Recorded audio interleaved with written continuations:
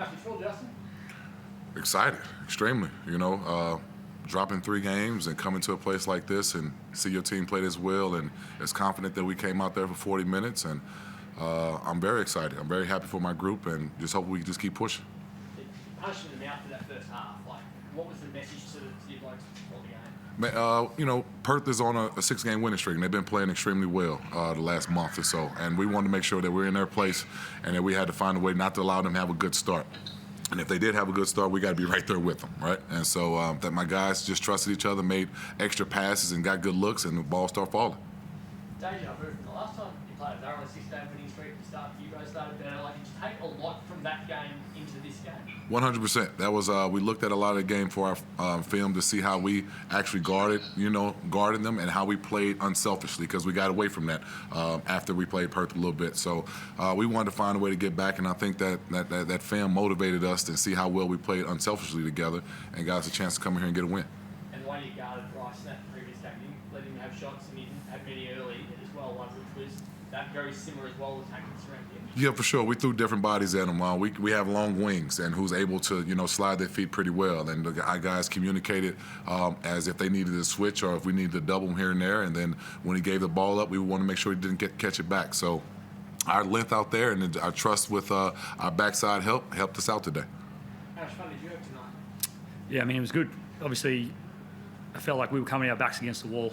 We were pretty disappointed with the last weekend, and probably the hardest place in the league to win. 6-game win streak, full of confidence, big crowd, and I think we came out and showed what sort of team we can be when we're locked in from the start. And it's got to be the same mentality going forward. So, if you hit shots early, getting a really good rhythm in this arena, especially, what does that mean for when you're coming in here?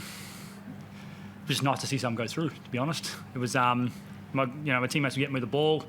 When you see a few go through, it's always, I think the hoop gets a little bigger each one. So, yeah, they keep getting me the ball in the right spots, and I was able to knock them down. But, for me, it was to look up the scoreboard, and we held a team like Perth to 35 points at half time. It's something we spoke about, and to be able to execute our scout the way we wanted to was, as I said, it's got to be the way going forward. So you get rewarded when you can look up and see everything he's talking about working. Was that the belief and buy-in happens when you see the results on the scoreboard? For sure, and we've got a really unselfish group, and we showed tonight when we sacrifice for one another, where it's a back cut, it's a rotation on defence, whatever it might be, either side of the ball, it showed what sort of team we can be. And yeah, it's as I said, a pretty hostile place to win. It's a really nice win to come away with. You mentioned earlier in the game you couldn't read the scoreboard. Is that a problem for you in any other venue, or was it just the angle that you were standing on? Yeah, it's tough because I don't normally look all the way up. I can see straight and see the scoreboard. So I think I was like, is this the only place where I can see the score?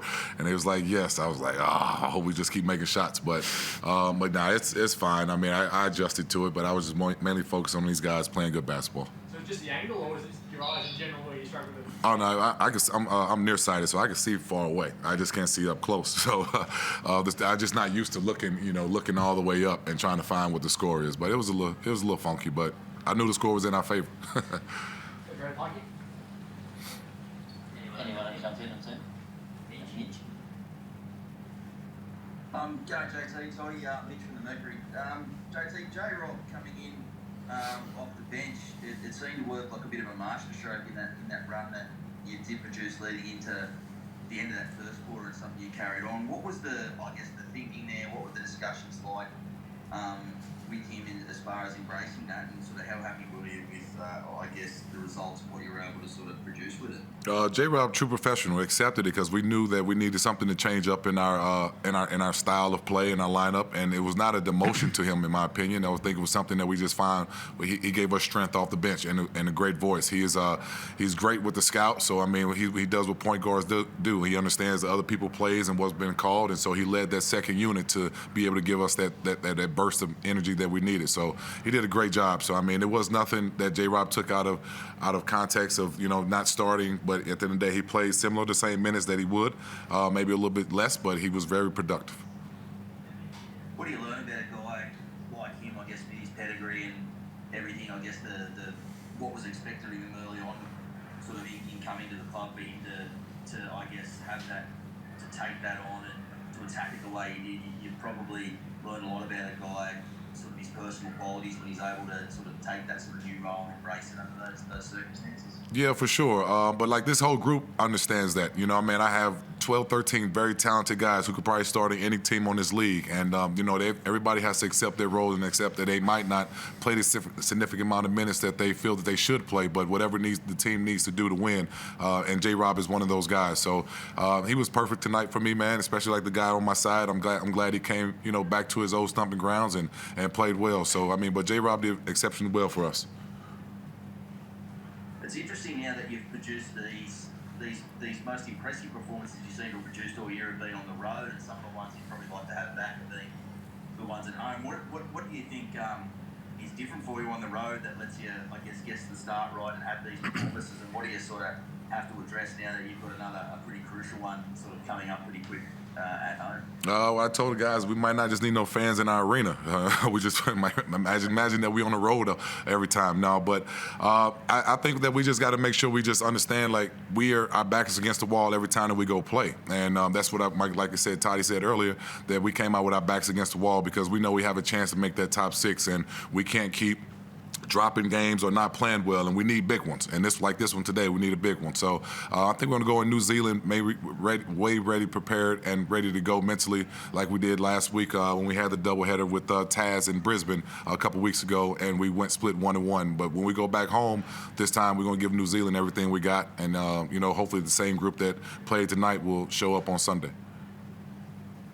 Toddy, what does it do for the confidence of the group, particularly yourself? You've come to Perth as you know, as an away team, and how difficult a place it is to win. You've been on a Perth side that sort of knows how to make it tough for teams to win there. What does this do for the confidence of the team, given, you know, getting down the final stretch and you ask that sort of huge battle for playoff basketball? I mean, I feel like as a group, every time we step on the floor, there's a confidence amongst the group that we're going to go in to win. But I think tonight sort of just reassures it. I honestly think Perth are probably the hottest team in the league right now, and to come into their venue and get a really solid performance and a really solid win like that on the road in front of, you know, a sold-out crowd, it's just reassurance for the group that when we do show up and we do put our best foot forward and we come out and, as they say, we throw the first punch, not sitting back on our heels, you know, we're attacking it goes to show what we can do. So, as I said, I think the confidence is there amongst the group. It just reinforces what we can do. Just last one from me, just on what I just asked JT about from a player's perspective, what has been the difference between the way you've been able to be locked in on the road in these tough places to play and finding ways to win, as opposed to, you know, a little bit, probably just a few letting slip at home? What's been the sort of the difference there, do you think?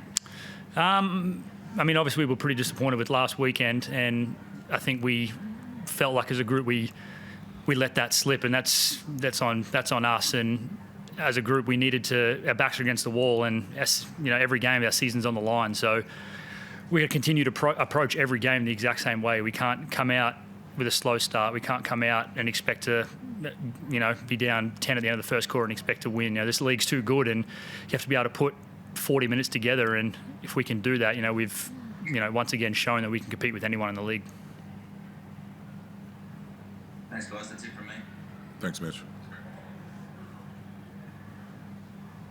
No, thanks. Thank you. Thank you. Sweet. Thanks, bro. I appreciate it.